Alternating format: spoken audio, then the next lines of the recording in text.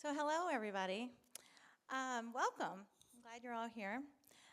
So I am Melanie Crader. I'm the museum director and curator of visual arts, and we are so excited to present today's program in collaboration with the John Chamberlain Estate to celebrate the release of the publication Living with Chamberlain. This conversation is also in conjunction with our exhibition, Functional Relationships, Artist-Made Furniture, which features one of John Chamberlain's couches. As such, I would like to thank our lead funders of the exhibition, Jill and Darius Bickoff, Caroline and Robert Taubman, as well as our Friends of the Museum supporters. I'm also pleased to be moderating today's conversation with these three incredible women, and I'm going to introduce them quickly before we start. So Alexandra Fairweather is the director of the John Chamberlain Estate, and under her leadership, Alexandra has expanded archival efforts, built institutional partnerships, and organized major exhibitions of Chamberlain's work. She blends a strategic vision with personal insight as the artist's stepdaughter to ensure the preservation of Chamberlain's legacy and that his work remains accessible. Next to her is Gabriela Palmieri, and she is the founder and principal of Palmieri Fine Art and the former chairman of Contemporary Art of Americas at Sotheby's, where she led record-breaking sales for 17 years. With this unparalleled auction experience, she now provides independent, objective counsel to collectors navigating the complexity of today's global market. Yvonne Force Villareal, we have it right in order here, is a public arts leader, cultural entrepreneur, and a curatorial consultant. In 2000, she co-founded the influential Art Production Fund, a national public arts organization where she has presented over 200 artist projects. Currently, she is also the founding partner of Culture Core and advises private collectors, corporate clients, and large-scale developments, including the site-specific art program for JFK's new Terminal 1 opening in 2026. So welcome, everybody. Thank you. I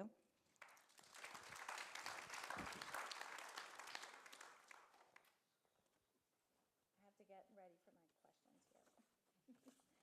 Okay. So when I was in the early stages of planning this exhibition, it was critical that I secure one of John Chamberlain's couches. And when I approached Alexandra about the estate loaning one to the exhibition, I was thrilled to learn about the timing of the release of this publication and how it coincided with the exhibition. So Alexandra, this is a profoundly intimate and personal publication from multiple perspectives, and it includes family, friends, gallerists, collectors, and artists. So how did this publication come about, and why was it important to produce it at this moment in time? I'm so thrilled that this book came to be, and it tells these amazing stories by friends and family members and collectors, many of whom knew Chamberlain, and so it was very critical to capture those oral histories because it really does show who Chamberlain was as a person and as an artist. It shows how he redefined what art is and what it could be. And I also love that it shows how his work has influenced worlds beyond art, whether it be Rick Owens' fashion collections, he wrote the foreword, or Frank Gehry's architecture buildings. So how did you generate this publication, or did someone else come to you? So the book was with ASSOULINE. At the time, we were brainstorming a different concept. I don't know if many people know, Chamberlain also was a restaurateur, and one of his restaurant concepts that didn't come to fruition was called sushi and whiskey.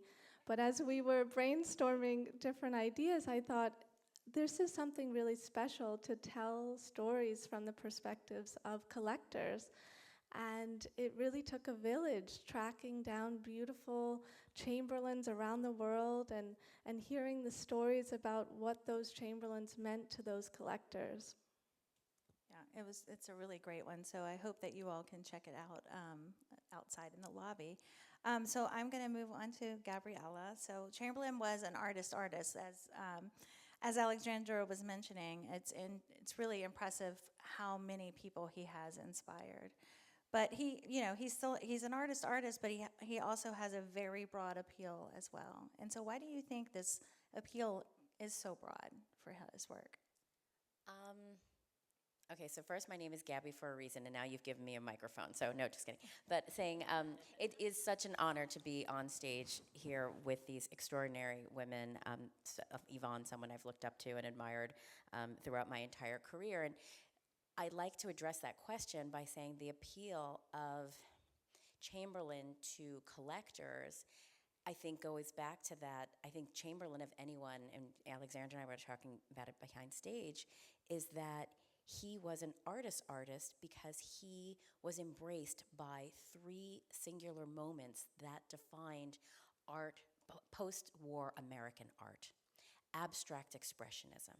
And abstract expressionism, whether it was the gesture of Franz Klein or the color of de Kooning, right? So and something where he was embraced by them, but the kind of idea of the spontaneity of someone like Jackson Pollock or the collaging of Lee Krasner. So understanding the broad flex he had with, let's call it a day, like the abstract expressionists weren't known to be that warm and fuzzy, right? Now you also bridge the fact that the material that he chooses is, the automobile parts, right? Something so steeped and identified with American consumerism. So that embracing him to the pop art movement, right? So Andy Warhol and so on. One of the greatest works we sold was a deaccession from Dia, actually, at Sotheby's, was this extraordinary sculpture called Candy Andy. And that sculpture right there was just the OG. I mean, it had such flex and the scale of it. And there's an important distinction that we need to talk about Chamberlain, is that there's a very difference of saying, like, scale is very different from the concept of size, right? Size could either be big or small. Scale, he understands proportion. And only collagists in the most sophisticated manner can appeal to that. Now, you also have the minimalists. So his, to be mano a mano, amigo amigo with Flavin and Judd, to say because of the sense of material and the galvanized sculptures.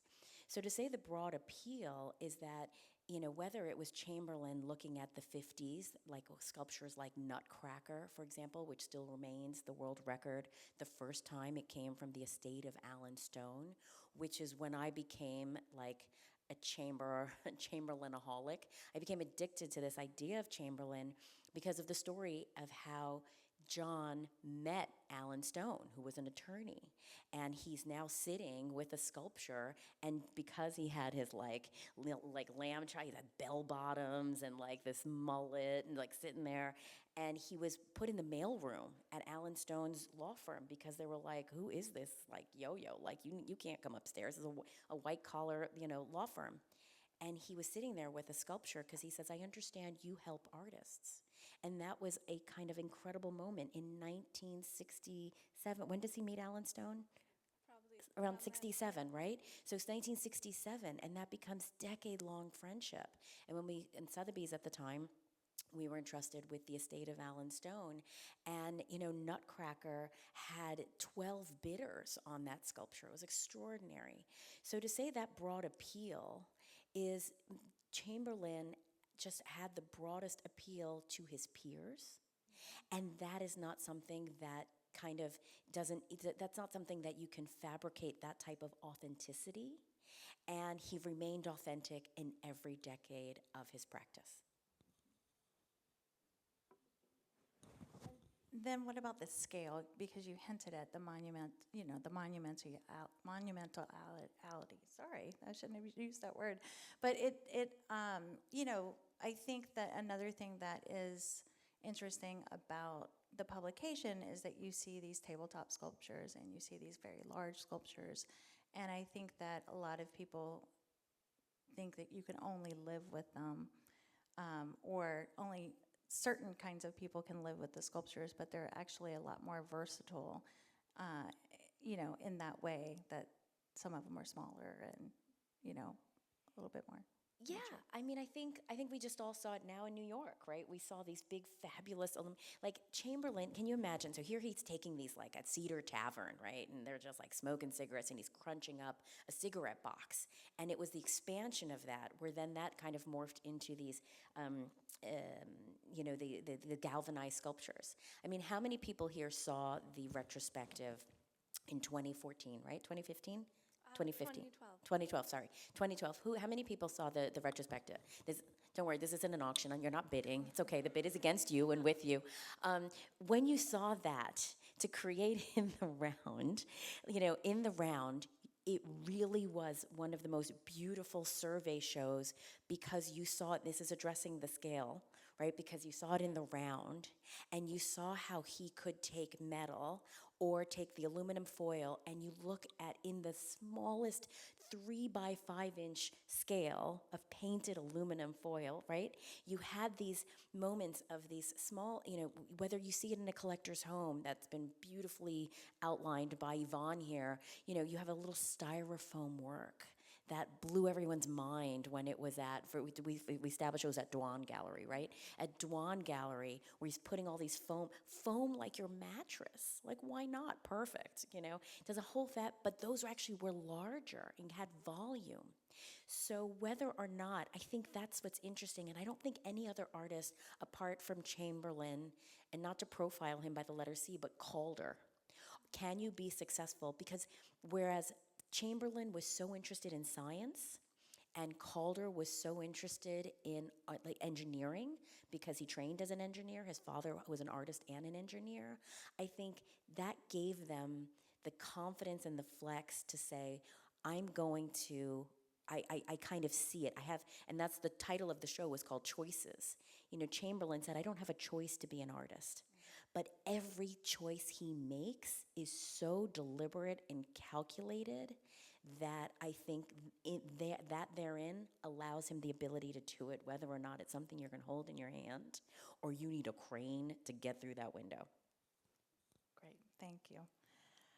So this publication, again, is a great example of storytelling, and what struck me is that people remember the exact moment that they encounter a Chamberlain work.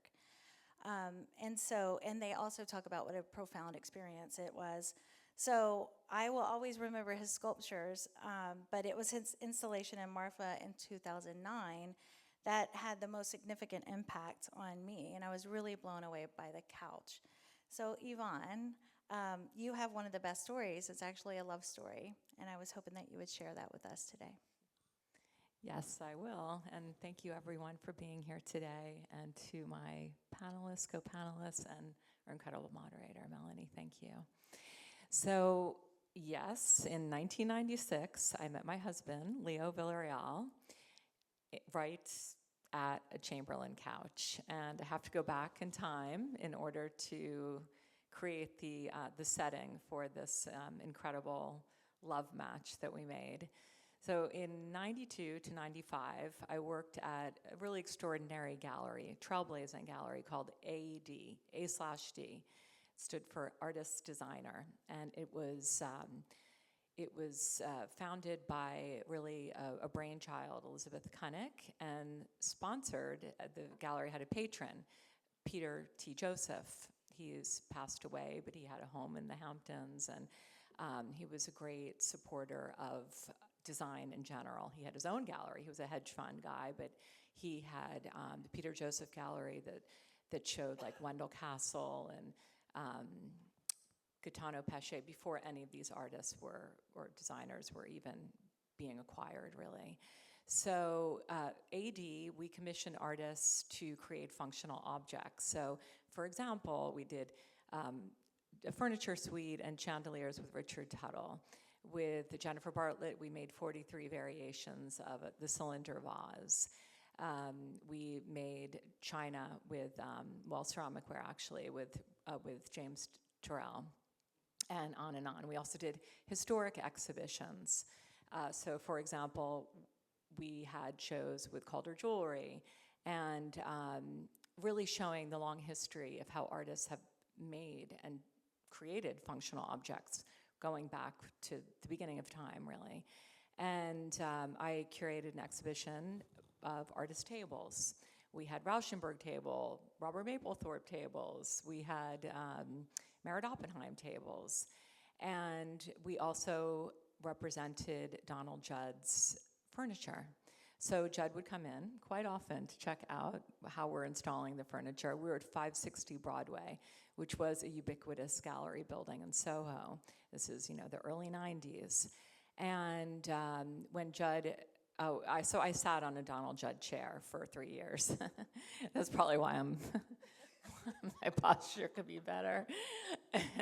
Well, it was amazing when he came in. And of course, well, maybe you all don't know this, but Chamberlain made a couch for Judd, because the story that I know is that Judd came into the studio and said, "You have all this foam," because he was making soft sculptures. "You have all this foam, but there's no fucking place to sit." Okay, I'm probably paraphrasing this. However, we in fact did show several of his couches and barges over the years that I worked there.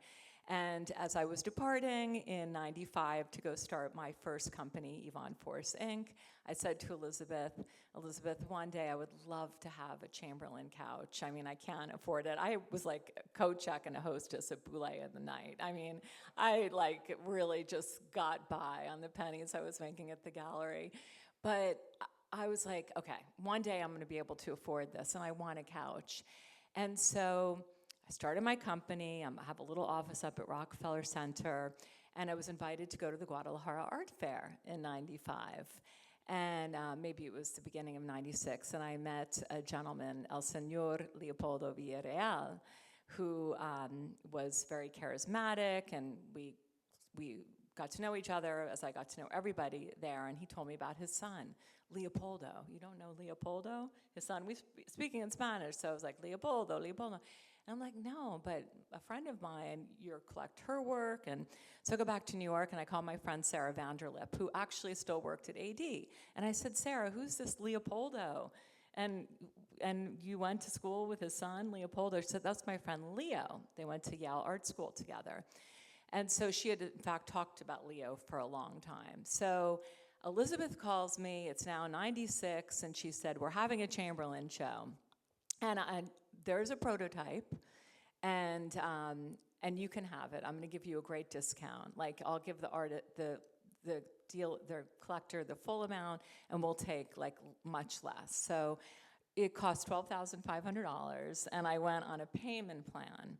And so I went to the opening that night, and I knew, because Leo and I were kind of being set up between his father and my friend Sarah, and he and I knew we were going to meet each other that night. And I was standing right above my prototype, and he comes in, and it was like love at first sight. And from that point on, we dated, and we got married 2 years later. Yeah. So incredible. It's such a great story. And so, but Leo also bought a couch, right? And you still have the one with the white parachute in your loft. Where's Leo's? Yes, so Leo bought a piece in that show as well. As a matter of fact, his dad was a client of the gallery, and he purchased one of the editions. So there were 10 editions made from the 1969 prototype that I acquired, and his edition was the only other piece. It's the exact same shape, but mine was in hand-carved foam, covered with a loose piece of canvas and parachute on top of that. And his was very form-fitting in brown suede and had a very large plywood base. So it was harder to maneuver. And of course, we lived in 2 separate apartments for the first year. He had his, I had mine. And then so then it traveled with us, and we had, it's a long story, but I hate to say that we actually, when we moved into our home together, that was the only house we had, and we sold that one. And I regret it, but regrets, you have to get over them. But I do, because now we have this beautiful home in Marfa, Texas, that my husband's great-great-grandfather built, and it would have been, and we bought it, and it would have been perfect there, but that's okay. There's more opportunities. Well, it's a great story. I love that story. And then there's even more to it that's in the book that I think is lovely about how your kids really embrace and run to that couch, and it's, this warm embrace. Well, something happens to the normal kind of one relationship and conversation. When you're in that couch, people behave differently. It's very intimate. It's very much a 1969 moment, like where people were experimenting with different ways of being and communicating. Did you want to say something? I almost feel like you feel like a kid again. I don't know if that's how you feel, but it's just this authentic self, and there's just something very special about it. So another aspect that is really interesting in this publication is that it reveals the complexity of Chamberlain, the man, and his work. So Alexandra, again, when I was visiting you on Shelter Island, where you manage the physical property of his home and his estate, the studio, I was struck by how much of his practice that may be unknown to people. So despite being exhibited in high-profile museums, even the couch takes people by surprise. So can you share a little bit more about Chamberlain's other creative pursuits? They're quite vast, so. Yes, indeed. Chamberlain was a painter. He did oil works. He did photography. He shot photographs every single day. He worked with a wide lux camera, and the lens would move, and he would shoot it as if he were a graffiti artist. He also did digital art in the early 2000s, so he was very much ahead of his time and manipulating photographs on Photoshop and printing them on large canvas. He did dinnerware, he did furniture, dining room tables, jewelry. So we feel in many ways we're just getting started with sharing his legacy. And Chamberlain didn't want to be known as a one-medium artist, so we're excited to show those other sides of his practice in the years to come. So the other thing is that he was a hairstylist. He's also a sailor, musician, saxophone player, right? Hairstylist. Harmonica player too. A what? Harmonica player too. Yeah. And so I think a lot of those things are also, throughout all the individual stories are mentioned throughout the book as well. But I think the hairstylist one is really interesting because it talks about volume and sculptural elements and how that kind of connects to his work, because volume is something that's very much a part of his work. So yeah, it's very interesting. At 16, he thought he wanted to be a Hollywood actor. So him and a friend, they start driving out to California, but when they're in Nevada, they run out of money. So they go to a diner and they order everything off of the menu, and it came to 89 cents. And they couldn't pay for it, and they say, oh, we'll wash the dishes. They're trying to figure out what to do, but they get thrown in jail. Basically, when they're in jail, they see a sign that says, Uncle Sam wants you. So he lies about his age and he joins the Navy. But because of that experience, he was able to go through the GI Bill, and that's how he became a hairstylist. So he studied hairstyling and makeup. But I think a lot of people don't see that connection, but you learn about volume and color from that experience. and structure, yeah. Yes. So Gabriela, Alexandra is doing a great job in expanding awareness of the multiplicity of Chamberlain's work. So in your role as a communicator on behalf of collectors and artists alike, can you share insights on how the market has evolved in response to the multidisciplinary aspect of an artist's practice? I look at that question in sort of two different ways, because I think when we look at sculptors and sculpture, much of that work is often additioned. And Chamberlain, like Calder, and certainly other sculptors, are unique examples for the most part. There are additions certainly within his practice for certain, but his sculptures, of which let's just say that the ones that the market is most familiar with, right? So, whether or not they were assembled from the fine quarries of the junkyard for the works in the 50s and the 60s before he started painting them and he began painting them in the 70s. And so I would say that the market, especially in any market, and like right now, let's just use the perspective of this market where from perhaps an auction perspective, the low's the new high, the reserve's the new buy, where people are really looking at the world saying maybe we don't need art right now, but if something is an opportunity, like we're in a market where it's if you make it about the quality, clients are like, oh, I'll wait for a better example. If you make it about the price, oh, it's a little too expensive, right? So it has to be that kind of perfect balance. And this past sales season, there was a fantastic deaccession that came on the market, and Sotheby's sold it, and it was immediately backed by a third-party backer, and which signals to the market that it's selling, that someone, and it's now within the top 10 prices of Chamberlain. It achieved around a little bit around $2 million with the premium.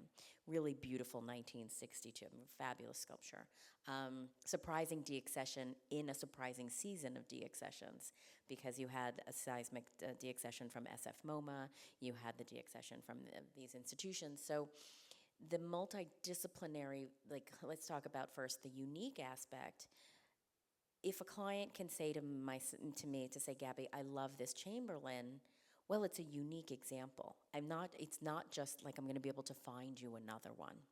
So that's really important, because I think that's what has kept Chamberlain's market being maybe not rising and then recalibrating and low. I would say that it has been at a cruising altitude, that if a Chamberlain, whether the estimate, there's a reasonable expectation that it will sell within this estimate. And even just coming in Basel, where fantastic galleries like Tony Meyer or Elvira Gonzalez, or so on, many galleries, Gagosian, et cetera, every Chamberlain either was on reserve or had been sold or so on. Like, Chamberlain is someone that is so blue chip and so recognizable that clients feel very comfortable saying, okay, Chamberlain, I'm not speculating on Chamberlain. He's so blue chip. It's like, buying, a stock. And in the markets where, I'm sure Yvonne, we were talking about this as well, like Yvonne and I hear often, like, find us the needle in the haystack. I mean, Yvonne has found many, many needles, more than anyone, I think, put together. But, you say find a needle in a haystack. And then you listen to someone like Warren Buffett, right? A little someone like Warren Buffett, say it so casual, me and my boy Warren. But in one of his conferences, he said, people look at this in an investing strategy, like find a needle in a haystack. And he's like, look at my portfolio. I own Coca-Cola. I bought the haystack. That's Chamberlain.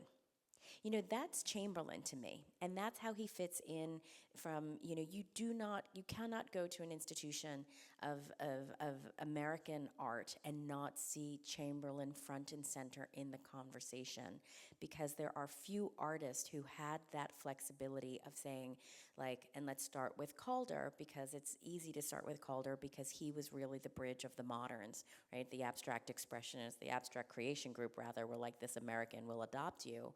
But Calder in the late 30s, James Johnson Sweeney into the 40s and 50s and 60s and 70s, Calder kept reinventing himself. Same thing. De Kooning kept de Kooning, late de Kooning and early de Kooning. You right now can look at the market and say there's a proclivity to say I want de Koonings from this period and not this. So you can swing. With Chamberlain, it just happens to be a beautiful object. And I see less clients maybe asking me to say, Gabby, I really only want a 60s Chamberlain, or I want the right Chamberlain. And the right Chamberlain is the right Chamberlain to you, right? So it's a very personal thing when it comes to Chamberlain sculptures, I find. But what was the last part of that, Milton? And then I just want to make sure I'm addressing that. So it's really because he did make so many other things that I think people aren't aware of, like the photography, some drawings. You mentioned the crumpled cigarette packs. So just in those terms, where maybe people aren't aware of those specific sculptures, those specific works, the other types of works that he was making. So, is the market accepting that multidisciplinary aspect, or is it still kind of I I would only want a argue, sculpture. yeah. Like I would argue. I mean, here's Yvonne, like buying a sofa. Like she did when she bought her Chamberlain. She's like perfect, a couch, love it, right? But I think I would argue that those sides of Chamberlain's practice have the most market potential in a way because they have been the most overlooked, because the market has very much been like they want their, they want their Judds to look like there's just an expectation. And the expectation goes for any artist, right? If it's a Warhol, like, do I want the soup can, maybe a fright wig, maybe this or maybe that, but like the imagery is something, but when you look at Rothko, you want the Rothkos that kind of look like you're floating forms. Like you don't have to be an art historian or a critic or a curator to think like what you can reasonably expect. Like Fontana, you want a slash, right? I think that that's why perhaps Chamberlain's market has not been able to kind of be that all-encompassing. I think very few artists can say, I collect every aspect. When Mark Rothko was still signing Mark Rothkowitz, if anyone went to see the fabulous show at LVMH, which showed his paintings, which very much looked like Thomas Hart Benton. Or Twombly, when he's painting in Black Mountain College, you're like, well, what happened to this? So I think the market kind of falls on its own sword a little bit about saying what they think they should have. But I argue the other side of saying I think because the hairstylist, the volume, good thing he wasn't working with galvanized, because imagine the lacquer on the hair, who knows? But anyway, I think that someone like Chamberlain, who played the harmonica playing, hairdressing, makeup artist, pool making, sofa loving guy, I think we've just sort of put him in an expectation of these metal sculptures, and that's to our own deficit, to not realize, look at the broad flex. I'll leave this with one of the more beautiful collections I've had the privilege to work with. Has a styrofoam, has an aluminum, has all of them, and they're all front and center, and this collector will speak about each one as meaningful because of how it speaks to them and how it to them tells the full story of Chamberlain. That's great. Thank you so much. So, Yvonne, a need to be resourceful is often attributed to ingenuity. And so, specifically with Chamberlain, with the parts, the automobile parts, and also the foam couch, can you connect that aspect of resourcefulness and ingenuity to the work that you've done for the Art Production Fund? Yes, I can. Well, really, it's ingenuity, I'd say tenacity and necessity that have been for me kind of these combined elements in co-founding our production fund in 2000. We're really a 21st century arts organization. And so when we started it with my business partner, Doreen Remen, we're like, okay, we got to do things differently. Because I tried writing grants. It did not work. It's the 21st century. Nobody's giving money. It's all grandfather claused in to the few public arts organizations that already existed, great ones, who I was highly inspired by, like Creative Time, Public Art Fund. So basically, I had my advisory and running it for 4 years, and I'm like, I want to do some fun artist project. I needed more than working strictly with collections. And so a young artist I was really interested in, this predates our production fund this is 98, was Vanessa Beecroft. And Vanessa was always trying to figure out how to get her performances done. And I gave a small donation for her first big performance at Site Santa Fe when Luis Groucho started that. And so she and I became friends, and I ended up producing this incredible performance called Show. And Nancy Spector, who was at the Guggenheim, she gave me the space the day it was closed. Everything was just rule breaking. In a month, they said, yes, I can have the space. And so Yvonne Force Inc., we presented Vanessa Beecroft's show, and we had no money. I didn't even know how I was going to do it, but Tom Ford, who was at Gucci, we asked him to do the shoes and bathing suits. Well, he collaborated with Vanessa to do the outfits that these 20 models wore standing in the rotunda at the Guggenheim. And it was on the cover of Art Forum. Roberta Smith wrote a huge article about it. It was really, 1,500 people came. But what happened is that Gucci sponsored it. And it was a really incredibly high-level conceptual merger of art and fashion. Usually those two words kind of cringe together, but in this case, it was the real freaking deal. And but they sponsored it. So Vanessa Beecroft's show was the first time I produced something, and I'm like, whoa. I didn't even know I was producing it, but I was. And so I'm like, there's a real need for this. So it was like a niche that had been underexplored, this idea of art production. So I started our production fund. And one of the first things we did is we started asking luxury companies to underwrite projects. So like in 2003, I produced a wall-to-wall carpet installation with Rudolf Stingel called Plan B at Grand Central Station, and YSL underwrote that. In 2007, we were the first arts organization to open the Park Avenue Armory with Aaron Young's greeting card. It was like a big motorcycle burnout. And it was Tom Ford and Sotheby's who sponsored that. So this was something new, luxury sponsorship. Now we're like, oh God, that's not new. That's been going on forever. It has not. And I got a lot of flack and also a lot of praise. But I didn't care because it was necessity, tenacity, and ingenuity. And now it's like, of course you have luxury sponsorship. And so that was a very fresh thing. And the other thing is that I wanted to keep this idea that, about AD and the functional objects, but they put so much money into the prototypes that if you sold out the edition, you would never even make any money. That's why we had a backer. So I teamed up with Target, and we started making artist functional objects. So within our production fund, I created a line called WOW, Works on Whatever. So we made artist oversized towels. Then for a long time, then we partnered with Barney's in 2013 to do a Lichtenstein collaboration, and then also in 2015 with Alex Katz and Barney's, and Lisa Perry, where is she? Is she here? Well, she was, thank you, Lisa. Lisa and Richard Perry were very much made that happen. And so I've done all kinds of Bernardode. They got behind us, and we made Rudy Stingel and Jeff Koons plates, and so many more functional objects over the years.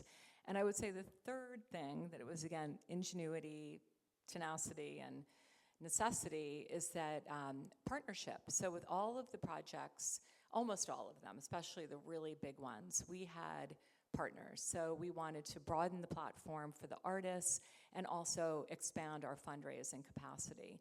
So Protomorpha by Elm Green and Dragset that we opened in 2005 in Marfa, Texas. It looks like a Prada store, but it's sealed. Although Prada did not sponsor it because that was antithetical to the concept of the piece, which is really like this monument to consumerism. But the Prada Foundation gave us the 20 pairs of shoes and 6 handbags that we could never have afforded. And we invited Ballroom Marfa to be our partner for that project. So we have been the kind of, I always joke with them that we are the surrogate parents, surrogate mothers for Elm Green and Dragset's baby called Protomorpha.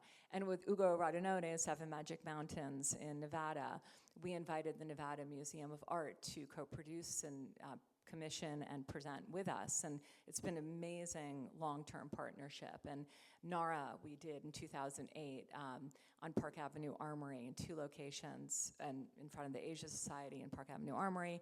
And it was the Asia Society who was our partner for that. So yes, that's been the ingenuity that I have really worked with and in to make something happen that was much bigger than me. Something for artists. Yeah. And yeah, that's great. Okay, so we have one last question for the panel. So a common theme throughout the book, no matter the medium, is the notion of how things fit together. So there's an overhead photo of people lying on a couch, but it doesn't have a cover. And it was at the Guggenheim presentation. And what is really interesting about it is you can see how each person perfectly fits into the cavity of the couch. So I would like to open this up to all of you and talk about this notion of fit and how things fit together when it comes to John Chamberlain's work, because it's a common aspect for all of his mediums. So I'll like. So Alexandra. it really, I think, began when he was at the Art Institute of Chicago, and he was writing an essay about these specific columns, and he's talking about this idea of that he sees as the fit. And he gets called in by his professors, and apparently it was a very awkward meeting, and the professors are saying, like, basically implying they thought that he was talking about sex, which he wasn't. And he got so mad that he took all his art supplies and he left the Art Institute of Chicago. He just dropped out. But what's interesting is the fit became such a big meaning of his work, and something he really, this coupling together and how pieces fit together. But also his philosophy as a person, and very much you want to make sure that your life has, if something's not fitting, you move on, and that was just sort of his ethos. I mean, I think the irony can't be lost on us, right? Like something that always seems to fit perfectly. It's like his whole life as we understand it. Like, the Art Institute wasn't the right fit. The Army wasn't the right fit. Well, jail definitely wasn't the right fit. But, all of these different things. And it's like he almost like never really fit in, because you can't just fit him in. He was not just a pop artist. He was not a minimalist artist. He was not an abstract expressionist. So it's almost like his whole career of not fitting in, and yet all of his pieces are about the fit and the form. I think that, it's like I'm kind of having like this epiphany of like an artist who could really be the O negative in terms of being, I've walked into collections that have, some of the great European, Yves Klein, Bacon, so on, Chamberlain. Warhol, Rauschenberg, Chamberlain, Alex Katz and a Chamberlain, you scavenge, Kondo. It really is interesting to me, because I think in all of the collections, I'm really having this epiphany that I think that he's just someone that just fits. Juan, you have. Well, the structure of the couch that I am really privileged to have in my possession and in my family's home, when you take the parachute and then the canvas off, you actually see it's not just one chunk. It is one chunk, the outer part, but in where he hand carved it, you see all the hand carvings. And then there are these chunks too that are cut into it. It's like a puzzle in a weird way. And I rarely see it like that. Because, oh, by the way, underneath the canvas, I also have a piece of plastic, because, it's 1969 foam. So it's, kind of can crumble a bit. But I think of that as just like the fitting and the way we fit in it. And it's also my 5-pound Pomeranian fits in this couch. It's the largest, most expensive dog bed in the world at times for Wolfie, my Pomeranian. He does not want to leave it. It's a perfect fit. But I also think about Baby Jane Holzer, who's a dear friend of mine who I met back in the day at AD, and she owns quite a few of them and has generously donated them in perpetuity, I think, to the Warhol Foundation in Pittsburgh. And there you see people looking at incredible Warhol paintings, and they're just sitting in these couches and barges that are on loan there. And it's just a new way to see art while experiencing that their fit. It's a comfort, that it's like a womb. Well, what struck me about it was the aspect of just these metal pieces that he's pushing together. And the way that the book describes it is that while it was so essential for the through line of all of his work, you don't think of those car parts as something easy to fit together, but it really is kind of this gesture that he would make with these pieces of metal and find the right fit. And so I think that's a really interesting aspect of those very large sculptures. So is there anything that you would like to offer before we turn it over to questions to the audience? No? No? So we have a few minutes for questions, 3 to 5 questions if anybody. We'll bring the microphone to you. Hi, this is fascinating stories about this artist who I'm also a sculptor. And so what I'm curious about is if he did his car crushing in the junkyard, did he have his own crusher? Like where and how was he making these pieces? I mean, it may be in the beginning, I can imagine it was the junkyard. He took things that were already smushed. But then, he was so prolific. He must have had his own crushing yard or something. I'm just curious. He did have his own crushing machines. We have one that's small, one of his smaller ones on Shelter Island in the studio. And in Sarasota, he had larger ones. And also in his studio in Belgium, he had larger ones as well to crush the metal.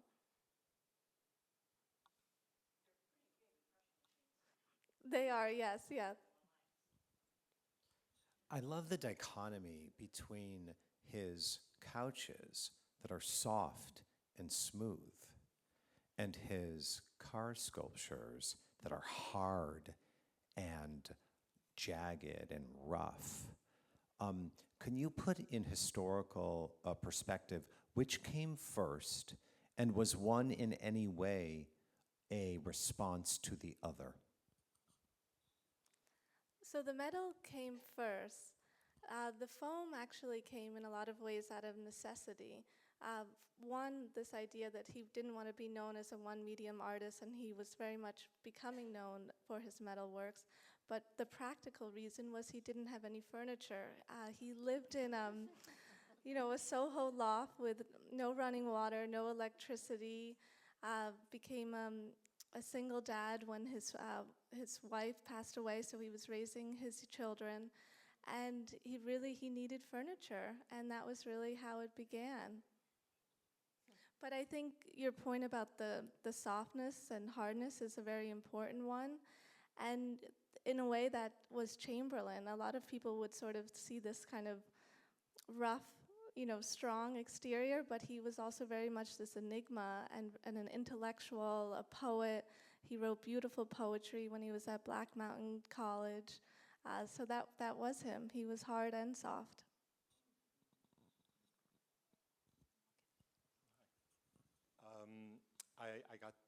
I had the privilege of knowing Chamberlain pretty well, and I mounted his last show when he was alive in my gallery in Chelsea, and it was the photo canvases. There were 9 of them. John and I picked them out. We chose the walls they were going to go on. We didn't sell any of them.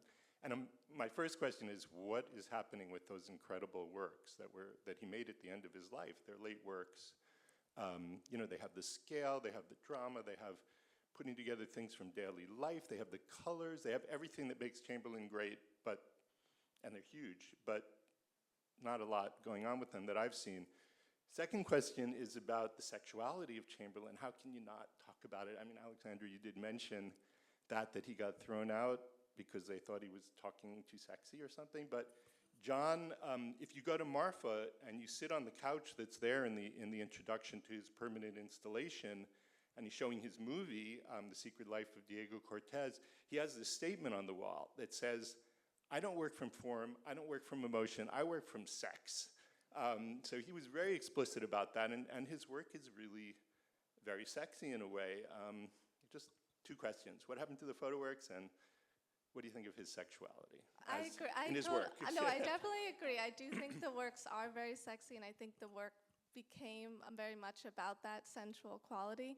But I was just mentioning it in terms of the Art Institute of Chicago. That wasn't his initial intent that made him leave the Art Institute of Chicago, but I completely agree.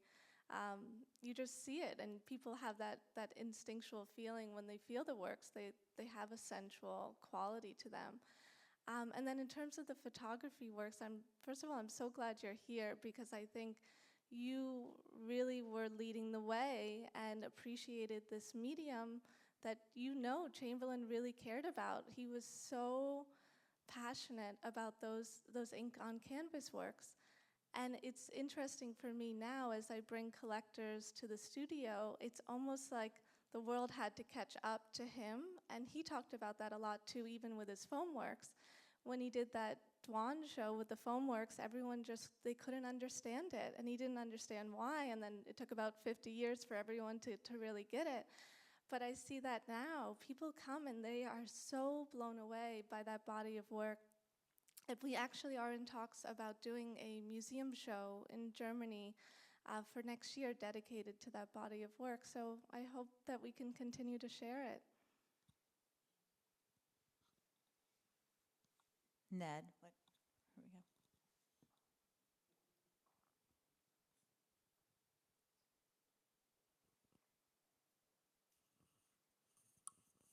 Thanks. When I got my first public art commission, which was in the late 70s, I went to Leo and I said, could you tell me a really good lawyer for art? And he mentioned Jerry Ordover, who was the lawyer for Castelli, for Sarah, for all of those guys. And so I started seeing him, and I did a lot of public commissions with him. But I was in there one day, and he got a call, and he was like talking, and I said, what was that about? And it was someone had been sent one of these couches and had torn all the plastic off it and had destroyed it, because they thought, oh, it's packed. We're going to take all the stuff off it. Anyway, so it was really great to work with Jerry Ordover. He did so many commissions for me, but it was kind of shocking when I asked him what happened, and then he told me. When we were doing the Guggenheim show, and we were bringing some of the small foil works over from Europe, Customs thought there were drugs inside, so they unraveled one piece, which obviously was not good. But besides those two stories, it thankfully hasn't happened that many times. That's good. We have time for one more question.